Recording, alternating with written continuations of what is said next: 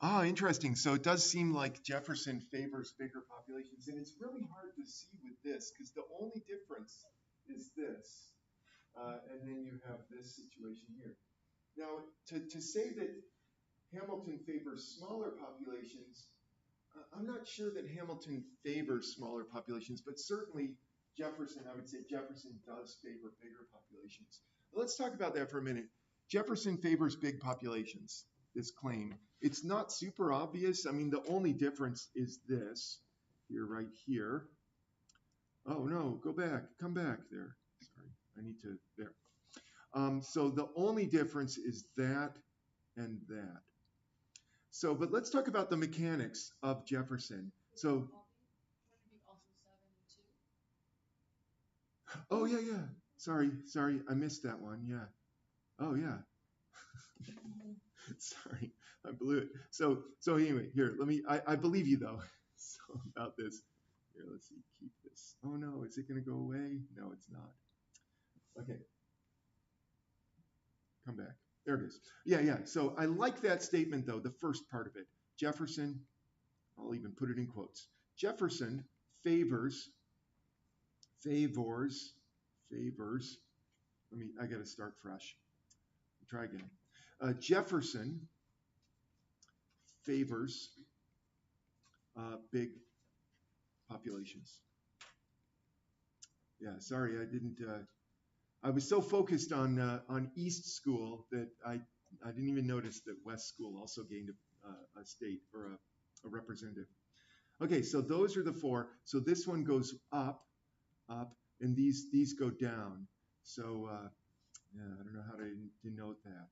So certainly Jefferson does favor big populations. So let's deal with the mechanics of that. Why is it, like, if you think about how you compute Jefferson's method, why would why would it be the case that Jefferson favors big populations? So there's a mathematical reason that that's true. And so I guess it has to do with how Jefferson computes the method, the thing. By the way, if we compare these, even though I'm a little bit like in this case, it looks like Hamilton is favoring small populations. I wouldn't characterize Hamilton as favoring small populations in general. I would, on the other hand, characterize Adams as favoring small populations. So this favors small populations. Small populations. So let's think about the difference between Jefferson and Adams. There's one minor difference. It's very small, but it makes a huge difference in the end, doesn't it? So what is Jefferson doing when you compute Jefferson's method? What do you do to everything? Like, what's the rule? You round down, right? You round everyone down. So Jefferson, you round everyone down. Round down. All right, great, good.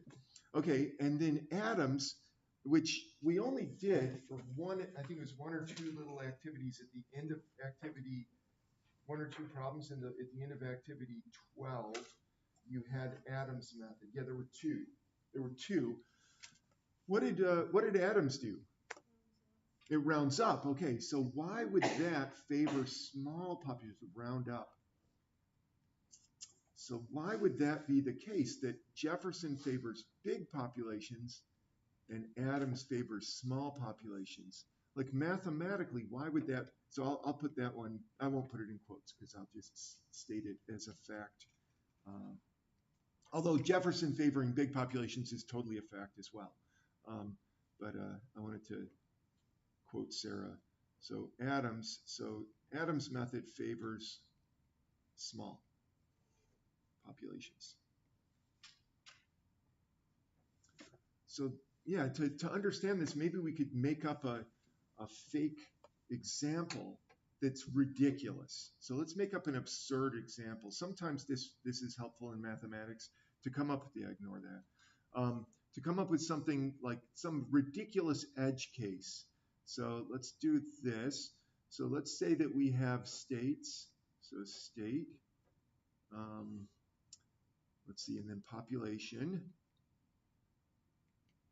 And let's see if I can make up one. So we've got the big one, the big state, the medium state, and the small state.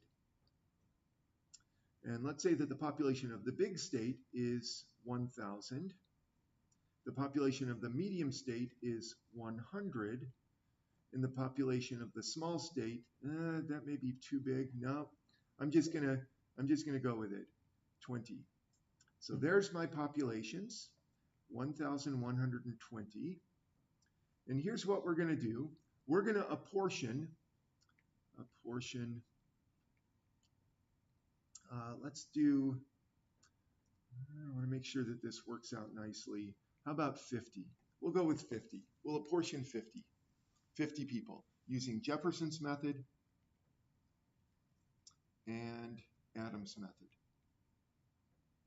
Well, we're going to need the standard divisor first. And you know what? I need to erase this because I need more space. Okay. Okay, so we're going to have the ideal. I've been calling it the standard quota, but the book calls it the ideal quota. So we need a divisor. So let's find out the ideal quota, get a divisor here. So let's see, I know you all know how to do this, so I won't just let you hang there. It's more efficient if I just pick someone. So give me a sec, I'll pick a rando. Once I find out how to do this, random student, sure. Evan, what's the divisor for this problem? The standard divisor. Wait, what was it? 22.4. How'd you get 22.4?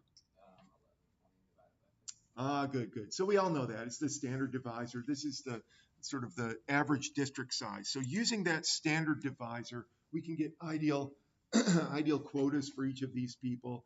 So Julia, do the ideal quota. That would be the decimal. So do the division and figure out how many seats big state deserves. Then we'll do medium state. Ooh, I just realized I need more. Darn it.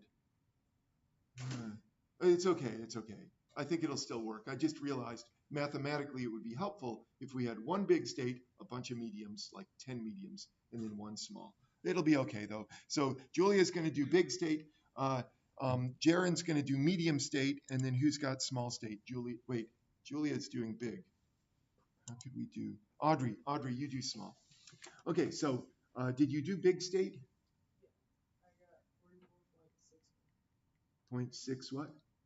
4. Okay, so that's how much big state deserves. Jaren, did you do medium state? 4.46. 4.6. Excellent. Okay, this is going to work out. Good. And then Audrey, did you do small state? 0.89. Very good. Okay, so here's the deal: is that Jefferson is rounding everyone down from this. So if you round everyone down, you end up with 44 and 4. So that means we're undercounting, which you would expect. And so what you're going to do is you're going to decrease the divisor. So let's just decrease the divisor. Let's just see what happens if you use a divisor of 20. I know this isn't going to work out, but it's going to illustrate what's going to happen here. If you use a divisor of 20, what's going to happen is that big state is going to go up to 50. Medium state is going to go up to 5. And I realize I've way over apportioned now. And small state is going to go up to 1. So I've apportioned too many. But notice what's happened is that the divisor, it moves small state, it moves a smaller amount than the big state. So big state goes from 44.6 to 50. It gets really, really big. And then medium state, it just moves a little bit. And then small state moves a very small amount because that's the way divisors work. When you divide by a number, if you reduce the number, it's going to have a bigger effect on the larger number that you're dividing by. So if we do the same thing, so we would have to adjust that, of course. I don't know exactly how this is going to shake out, but I guarantee that big state is going to get at least 45, maybe 46 seats out of this. In fact, I guess we should do it, shouldn't we? So d equals 20 doesn't work. So you're going to pick a number between 22.4 and 20. So let's pick another number. Let's try just 22. So let's try d equals 22. Yeah, I should probably use a D'Hondt. No, a D'Hondt table would take forever for this. This is quicker if we just do it like this. So do this on your calculators. So I'll give you a minute to do it. And we'll pick some people.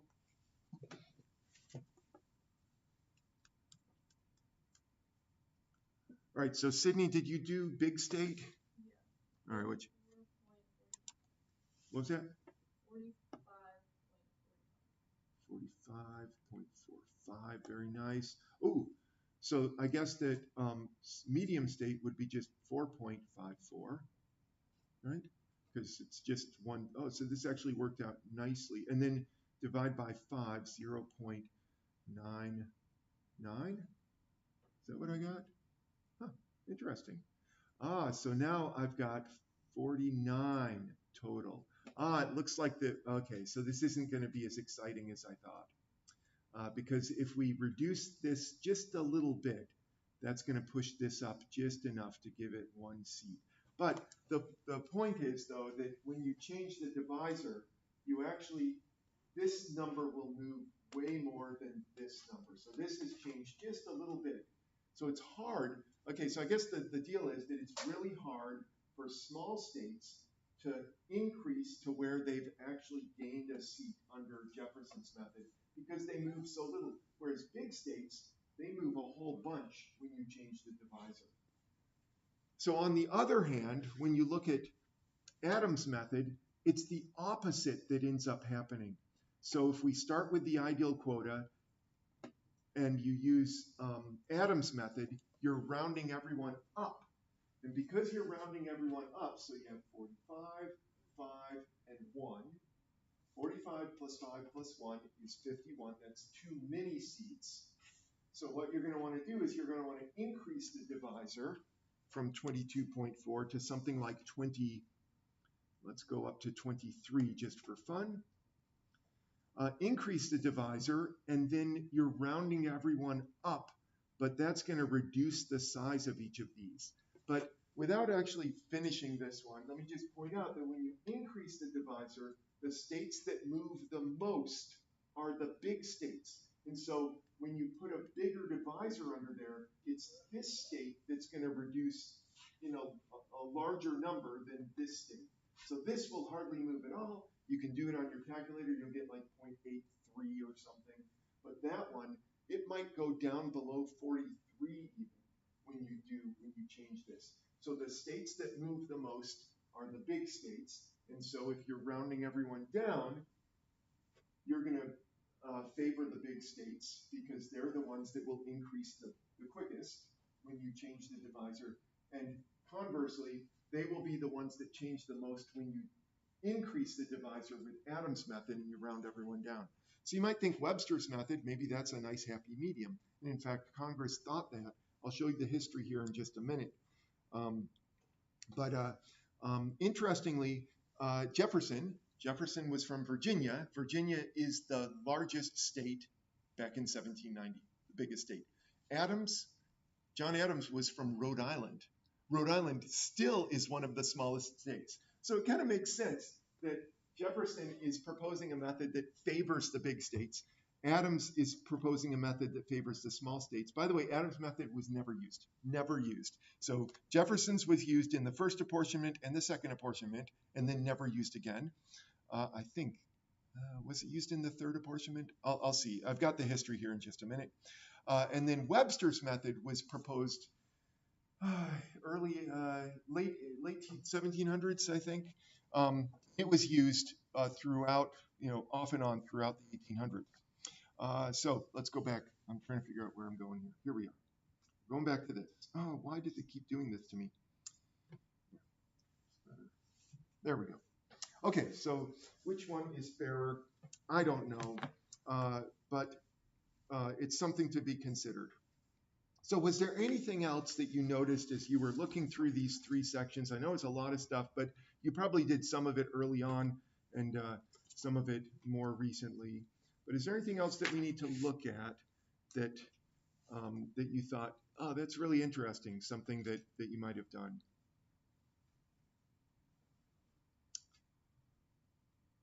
All right, well, if there's nothing, that's fine. We can, I guess I'll collect that before I leave. But we do need to move on. So the two things that you'll be doing for, well, no, let's not do two. Let's just do one. We'll just do one. So we'll just do one for Wednesdays or Thursday. I'll give you a quick preview, and then we need to talk about some of the history of this apportionment. So what you're going to be doing for Thursday, I keep forgetting this is a Thursday class. What you're going to be doing is you're going to be asking the question, is it fair for one of these, like, there's a rule that we could look at called the quota rule, and is it fair for, say, a particular state to violate the quota rule? No one here violates the quota rule. So let me tell you what the quota rule is so that you know what to look for in that section. The quota rule says that if you take the ideal quota, which we can all compute, it's very easy, you can add and round up or down, that you shouldn't ever have more than the quota rounded up or less than the quota rounded down. It kind of makes sense that it would be fair since you deserve, for example, Outland deserves 2.5682. That's how many representatives they deserve. So they should either get 2 or 3. And you can see that they got 3, 2, 3, 3. That they satisfied the quota rule here. The same thing with Central. Central has 8.879. That's ideal, but of course we can't give the ideal because we can't give a fraction. So they should either get 8 or 9. Just it would make sense that that would be the case. And in fact, in each of these, they get 9. But they should never get 10. They should never get 10. They should never get less than 8. They should never get 7. So you might say, well, how could that ever happen? Well, that's what you're going to be exploring in this next section is it possible? Is it possible for any of these methods to award a particular school more than their upper ideal quota or less than their lower ideal quota? Because that's what you're going to explore. And I guess spoiler is that, yes, it is possible. But you have to work at it to make it happen. But it is possible for that to happen. So that's something to look forward to, I guess. So that's one problem with various apportionment methods that is troubling to some people. Another thing that is problem. Wait, what is this? This? Yeah, whatever. Yeah, we'll skip that. I have, for some reason, I have a quiz. This is reusing something. Okay, so some other things that can happen. So we're worried about problems and paradoxes, and you might think, oh no, it's going to be like the voting. There's no good answer. Well, it's not that there's no good answer. It's just that there's a good answer to dealing with apportionment. It's just that it's hard. It's a hard question. It's way harder than the founders of our country thought it would be. So that's the question we're going to answer today is what could go wrong? And actually, it's in activity, what is this activity on here? Just so I can make sure I tell you what to do. I think it's 13. 13? Double check. Yeah. So 13 and activity 14. But we'll do 13 for Thursday, and then we'll do 14 for next week. Now, I know we don't have, maybe we'll do 14 and 15. I'll let you know, I'll figure it out. But for sure, 13 is for this week. It's all about the quota rule. It's pretty straightforward. So that'll be easy. But I wanted to do the history and talk about some problems and paradoxes that have popped up. It's fascinating. It's fascinating what's happened. So some history. I got most of this from a wonderful textbook called Modern Mathematics. I know it's the copy I have is from 1992, but it's still modern. It's fine. But anyway, so I got most of this history from that particular text that describes most of this, and I got some from other places. Okay, so I was wrong with where I quoted the Jeffersons. Jefferson actually was used from 1790 to 1830. Not super important that you remember this. It's just interesting to think of the context that we're going through the birth of a country and we're trying to figure out how to do democracy. And so every 10 years, here's what happens. Just so you know, every 10 years, what happens is the Congress sends out census workers. So the census, it's always the most expensive data gathering operation ever. So we do a census, and then Congress has to decide, based on the census, how are they going to apportion the House of Representatives. And if you remember, the, um, the Constitution is very unclear. It just says apportion based on the populations. That's it. It doesn't give you any guidance. It doesn't even say how big the House is supposed to be. And so every 10 years, Congress would decide on how big the House would be, and it varied. And generally, it got bigger and bigger from 105. There was one 10-year period where it went down, oddly enough. So in the middle of the 1800s, they made the house smaller, but most of the time it kept getting bigger and bigger. And the biggest we've ever been was 437. That was because of a glitch back in the mid 1950s, I think.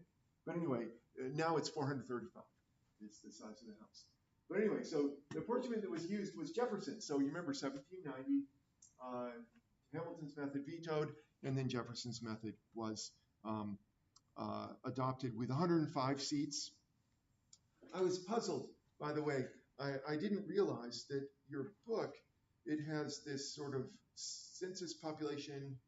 Oh, it says 105. Somewhere else it said 120. Oh yeah, there it is, 120. I don't know why it did that.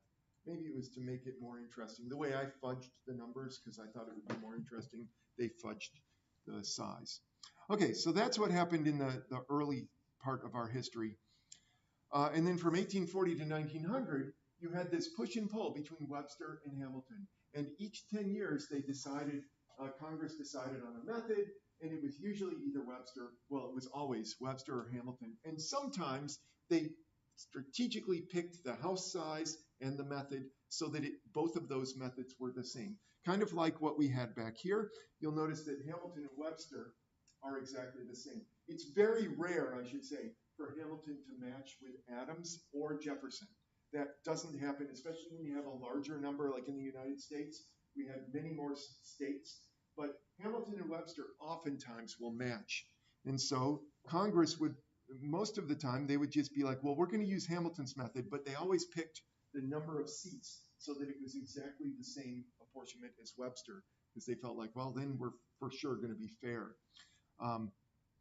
So just as an example, in 1842, the first time this happened, they used Webster's method with 223 seats. And then in 1852, they changed back to Hamilton's method with 234 seats. So you have this sort of toggling back and forth. And sometimes they're just strategic in trying to come up with the exact number. An interesting thing happens a little later in that century, in 1872. In 1872, Hamilton's method is adopted. So this is right after the Civil War. So things are in disarray as it is. You know, you have the southern states all feeling bad about themselves.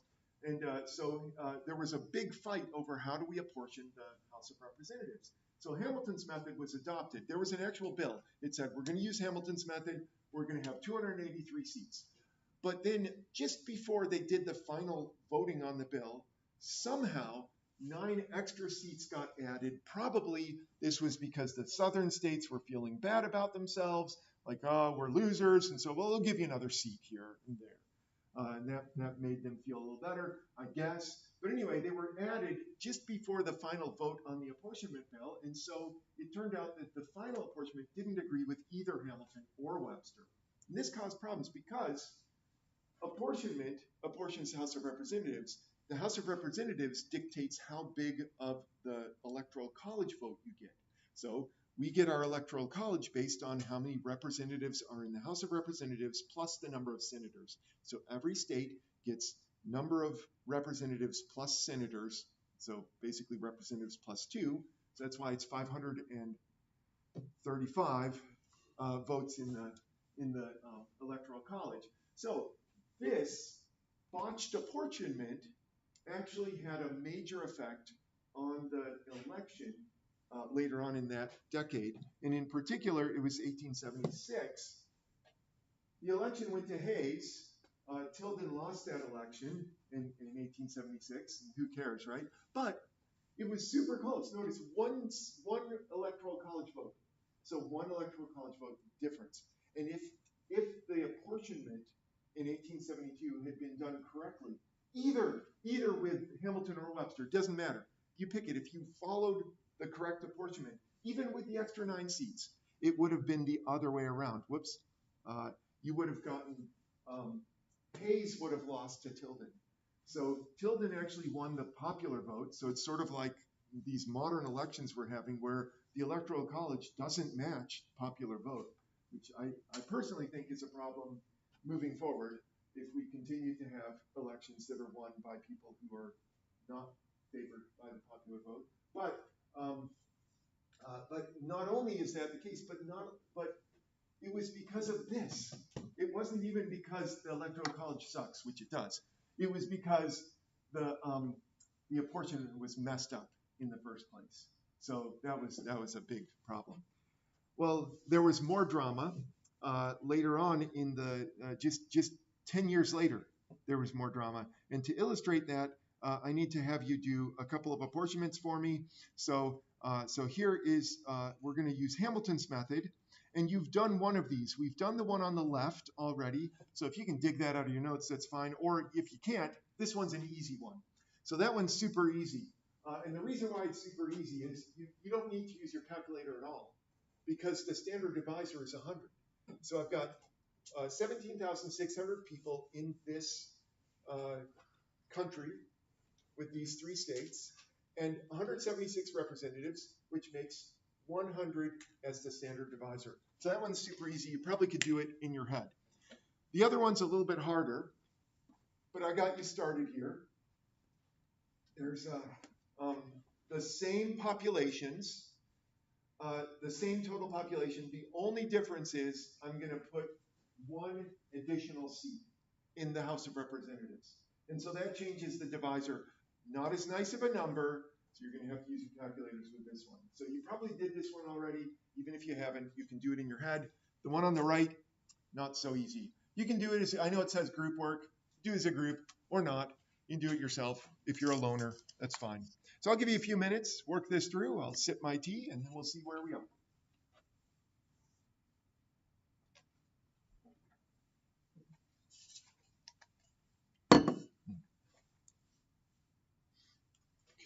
Good. Good, good. Come on. There.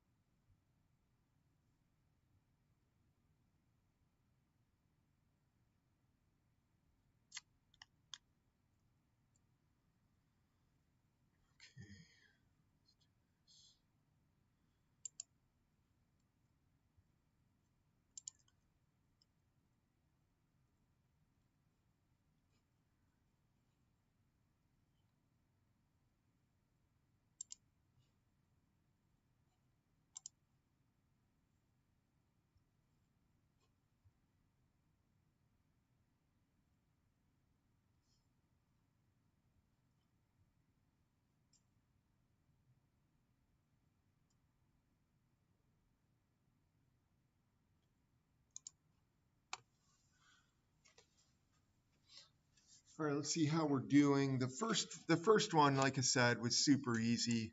Oh, I logged out. Why did I log out? To log back in. Here we are. Just a sec. Get my randomizer. Tools randomize. Go. All right, here we are. So Audrey, you have the, or let's do the quotas first. So the standard quota or the ideal quota. What did you get for those 3 states there?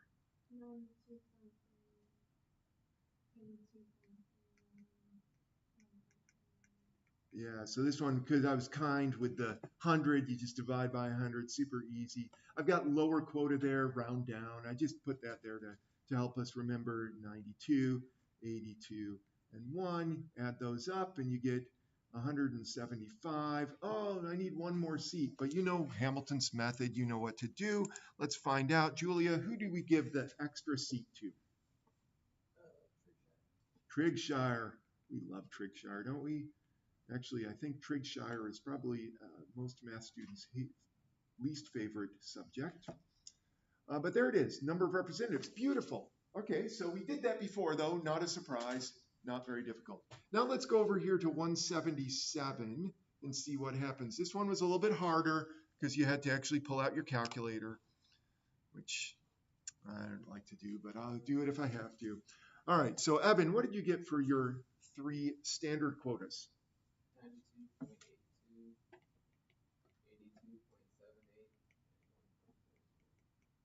82.78. All right, so we're going to round these down. Let's see, 92, 82, and 1, and that's a total of 175. Not surprisingly, we have 2 extra seats now instead of 1 extra seat because we have an extra, went from 176 to 177, which makes sense. Chelsea, we need to give 2 seats to someone, some people, I guess, 2 different.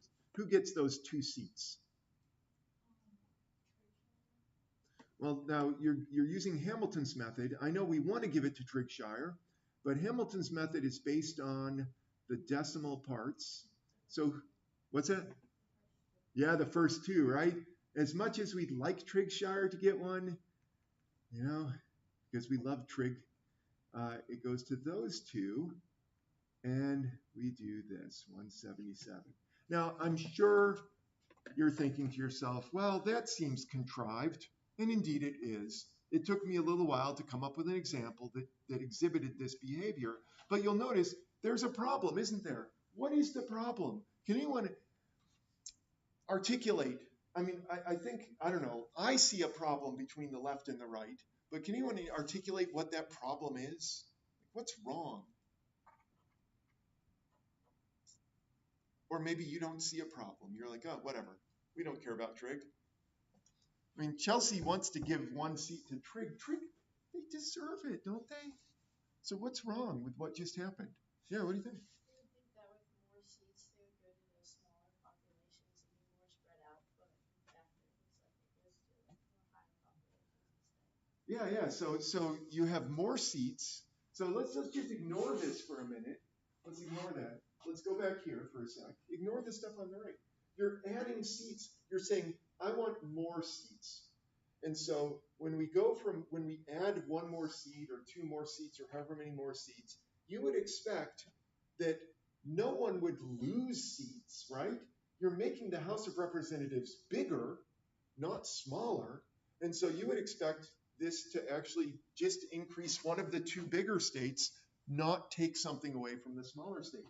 So this is an illustration of why Hamilton's method doesn't necessarily favor small states. In fact, here you can see that Triggshire, the smallest state, was kind of disadvantaged by this situation here. By the way, if you were to add 1 more seat, 178, turn this into 178, the apportionment that you end up with is 93, 83, 2. And so it's only with 177 seats that you end up with Triggshire losing a seat. And in fact, you could do apportionments with 175, 178, 179, 180. You'd find that Triggshire almost always gets 2 seats. It's just with this one thing here. So if I was a congressperson, say from Algebrithia, if I really didn't like Triggshire, I would bring this as my proposal to the the census, every 10 years where we have to propose a new method. This would be my proposal. I'd be like, let's use Hamilton's method with 177 seats. And that's in fact what happened in 1882. Let's see. So here's the situation. In 1882, the Alabama paradox was surfaced. And it was in a situation very much like what we just illustrated here. And the Alabama paradox is where you increase the number. So this is the sort of this articulation similar to what Reagan said, that when you increase the number of seats being apportioned, and it ends up resulting in 1 or more states' apportionments going down. That doesn't make, why would that happen? If I have more stuff to give out, you wouldn't expect someone to lose something, right? If I'm giving out candy based on your grades and I'm like, oh, I found another piece of candy.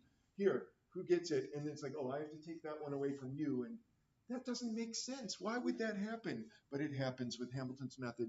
And it happens with a surprising regularity. So this is just the example that we just did here. And this actually occurred in 1882. And as you might guess, it was Alabama, because this is called the Alabama paradox, that was disadvantaged by this. And so this was a big debate. It caused a lot of problems. In fact, I don't know if I've mentioned this before, but I have developed deep respect for historical researchers, because I decided I would go back and look, because I'd heard a rumor, not a rumor, I'd heard somewhere or read somewhere that in the congressional record, someone has actually said that mathematics is of the devil. And I was like, oh, I got to find this quote. That's hilarious. And so I did my best. The closest I could find was this. Okay, yeah, in Hamilton, we have that. Okay, yeah. So in Hamilton, Hamilton was used in 1882, or was it just proposed? I forget. But this Alabama paradox showed up if you had like 324 seats, Alabama would get 3 seats in the House of Representatives. With 325, they got 2. It was something like that. I forget the exact details. I should have that. But here's why I respect these historical researchers. I dug through the congressional record. This is what I was reading. This kind of, it's not even, it's digitized, but it's like a PDF that's so pixelated and hard to read. But anyway, let me read this to you, because I know it's hard to read. Where did I keep taking these off? Check this out. This is hilarious. So this is in 1882. So Mr. Mills from Texas is speaking. And he says, now let us see this new method, which we have here as sort of new revelation in mathematics. I thought, Mr. Speaker, that mathematics was a divine science. I thought that mathematics was the only science that spoke by inspiration and was infallible in its utterances. I've been taught always that it demonstrated the truth. I've been told that that there was nothing left for speculation in mathematics. I've been told that while in astronomy and philosophy and geometry and all other sciences there was something left for speculation, that mathematics, like the voice of revelation, said when it spoke, "Thus saith the Lord." Isn't that how we all think of mathematics, right? But anyway, so he goes on, he says, but here is a new system of mathematics that demonstrates the truth to be false. It is said to be a better method than the old one.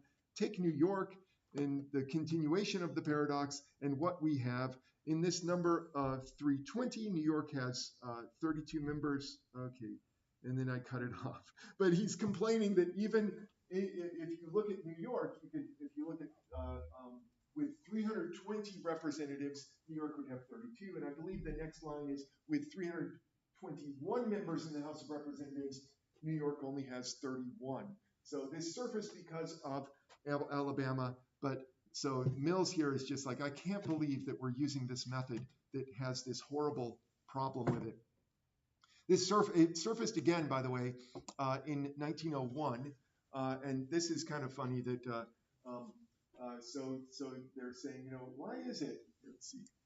He's like, can you explain why it is that if the number of representatives in the House is 356, then Colorado gains a member, but if it's 358, Colorado gains a member, but if it is 357, the number between the two, Colorado does not gain a member. So this is saying that if 357 members, Colorado gets a bonus member, like how Hamilton works. And then at 356 or 58, so 356, 358, they gain a member. 357, they don't gain a member. And he's like, how could this be? And then this other representative is like, that's just the Alabama paradox. Like I can imagine him just being like, whatever.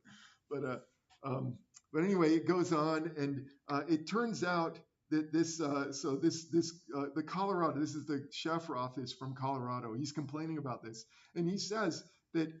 Let's see. Basically, I'll summarize. There's too much to read there, and it's so pixelated. But basically, he's complaining that if you look at so what happened was the Congressional Budget Office would prepare tables and tables of apportionments for representatives to look at.